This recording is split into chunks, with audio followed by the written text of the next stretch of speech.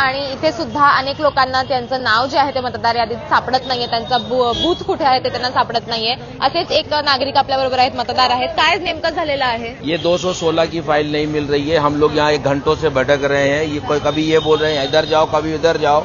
ये हम लोग यहाँ पे भटक रहा हूँ लेडीज के लिए लेके हुए। यहाँ पे हर किसी को बोलो तो बोलते इधर है उधर है, 29 नंबर जाइए, यहाँ जाइए। वोटिंग स्लिप नहीं दी थी? नहीं, वोटिंग स्लिप नहीं पहुंची है। इसमें गवर्नमेंट के साइड से निकला हुआ है ये मेरा। अब यहाँ पे कोई बताने को राजी नहीं है। अच्छा, तो कितने बूथ पे जाके आया? मैं 4-5 बूथों पे जाके आया। तो कहीं पे भी आपका नाम नहीं? अभी नहीं है। सब लोग बता रहे इधर जाओ उधर जाओ, ऐसे लगाए हुए हैं मैडम। अच्छा, तो हेल्प हो रही है आपको किसी की या नहीं? ये हेल्प क्या कर रहे हैं? बस यहाँ वहाँ दौड़ा रहे हैं लोग, और क्या है? हेल्प यही है। इससे अच्छी हेल्प कौन देगा मुझे?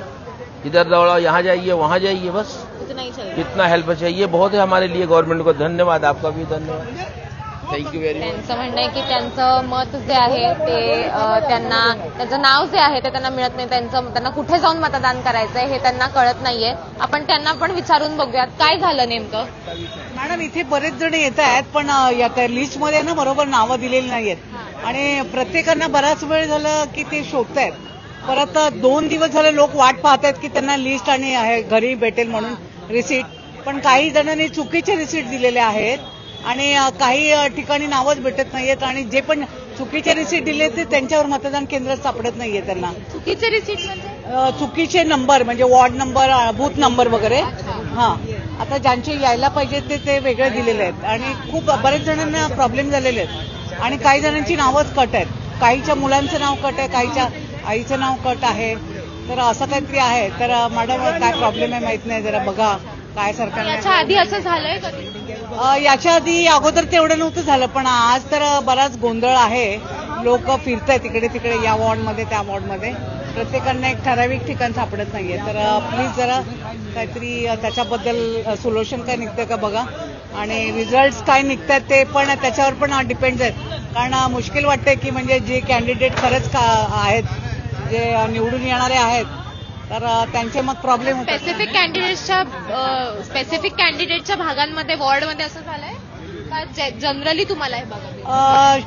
शक्यतो तसं आहे, म्हणजे एक जनरली पण आहे आणि असं म्हणजे आहे. तर त्याच्यामध्ये टार्गेट केलं जात आहे का की बहुतेक मतं पडू नयेत किंवा काय? बहुतेक असं आहे, बहुतेक थोडंफार असं आहे.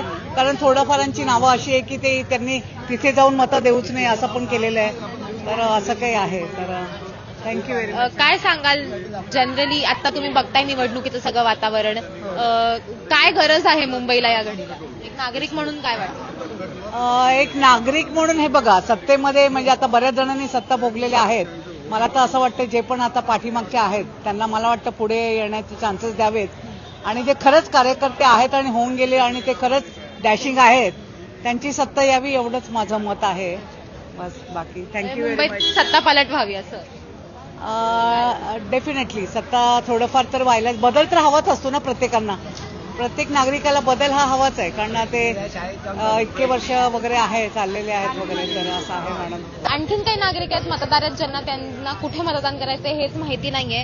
काय झालंय नेमकं? इलेक्शनचा ऍड्रेस इकडचा दिला, शाहूनगर पोलीस स्टेशनच्या इकडचा, म्हणून मी इकडे आलो. आम्ही राहायला माटून गेलोय आणि इकडे आलो तर याच्या जागी दुसऱ्याच माणसाचं नाव आहे. म्हणजे नावच वेगळं आहे? नावच वेगळं आहे. बघा, हा सिरियल नंबर आहे 1091. तिथे सिरियल नंबर सेम आहे, पण तिथे एका माणसाचं नाव आहे, वेगळंच नाव आहे. आणि ते लोक पण रिस्पॉन्स देत नाही, बोलते आम्हाला नाही माहिती, आम्ही 1 दिवसाचे मेंबर आहोत. अच्छा, मग आम्ही जायचो कोणाकडे? पण मग हे तुम्ही आधी चेक केलं होतं का? नाही, फर्स्ट वोटिंग आहे इथं. अच्छा, तर फर्स्ट टाइम वोटर आहे? हो. अच्छा, मग म्हणजे ते जेव्हा तू रेजिस्टर केलं असशील त्यावेळेला तू ऍड्रेस वगैरे सगळं टाकलं? ऍड्रेस वगैरे प्रॉपर दिलं, दाखव त्यांना वोटिंग कार्ड. नाही, वोटिंग कार्ड नको, वोटिंग कार्ड नाही बघायचंय. पण मग ह्यांनी लोकांनी काहीच मदत अहो, रिस्पॉन्सच देत नाही, बोलता आम्ही 1 दिवसाचे मेंबर आहेत. मग आम्ही जायचो कोणाकडे? आणि घरी जेव्हा ते वोटिंग स्लिप्स द्यायला येतात तर ती वोटिंग स्लिप पण नव्हती मिळाली? काहीच नाही मिळालेलं. पण मग आता सगळ्यांचे असेच अहो, असे 7-8 जण होते, ते शिव्या घालत होते लोक.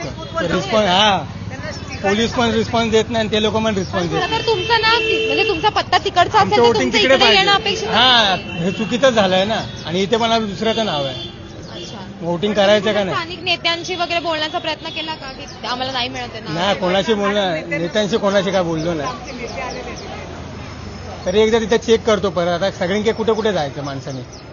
पण तुम्हाला ते ऑनलाईन जी बीएमसीची वेबसाईट आहे त्याच्यावरती कदाचित त्याच्यावरती check दाखवलंय करता बघा ना, येईल. त्याच्यावरती दाखवलंय. ऑनलाईन जे आहे ना त्याच्यावरती दाखवलंय हे सगळं बघा. ऑनलाईन जे त्याच्यावरती दाखवलंय बघा तुमचं ना. नाव आहे हा, आणि हा नाव आहे. सिरियल नंबर Serial आहे. number आहे, इथे दुसऱ्याचं पण नाव आहे. इकडच्या सिरियल म्हणजे इकडे येऊन बघितलं तर ते सिरियल हा, नंबरला दुसऱ्याचं वेगळंच नाव. नाव आहे. हा एक वेगळाच घोळ आहे आणि हा फर्स्ट टाइम वोटर बरोबर झालेला घोळ आहे. काय ऍक्च्युली तू विचार केला होतास मतदानाच्या पूर्वी, म्हणजे एक्साइटमेंट होती का मतदान खूप करायची? एक्साइट होती पण भेटतच नाही.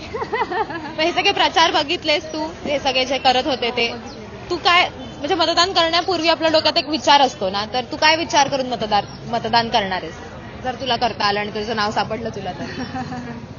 म्हणजे चांगलं हो म्हणूनच असं करायचंय मला. म्हणजे परिसराचा विकास हा मुद्दा आहे का दुसरं काही? विकास व्हावा असं मला. ते इथे आता परत एक वेगळीच केस जी आहे ती समोर आलेली आहे की त्यांचं नाव जे आहे ते राहतात एका वेगळ्या भागामध्ये, त्यांचं नाव आलं होतं वेगळीचकडे आणि ज्यावेळेला त्यांनी त्यांच्या त्या बूथवरती जाऊन बघितलं तर तो जो सिरियल नंबर होता त्या सिरियल नंबरवरती वेगळ्याच कोणाचं तरी नाव इकडे रजिस्टर्ड आहे. सो असे सगळे गोंधळ जे आहेत ते आपल्याला बघायला मिळतात. प्रचंड राग लोकांना आलेला आहे कारण वर्किंग डे मध्ये जसं मी म्हणाले की वर्किंग डे मध्ये हे सगळं होत आहे.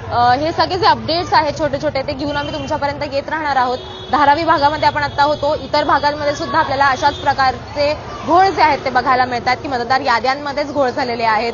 शाई जी आहे ती पुसून टाकता येते, त्याच्यामुळे दुबार मतदान होण्याची एक भीती जी आहे ती सुद्धा कायम आहे. सो या सगळ्यामध्ये आता काय होतं आणि शेवटी निकाल काय लागतो हे सगळं बघणं महत्वाचं असणार आहे.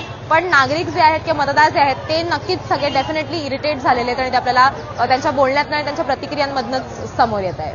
कॅमेरामॅन महेश सह देवयानी, मुंबई तक.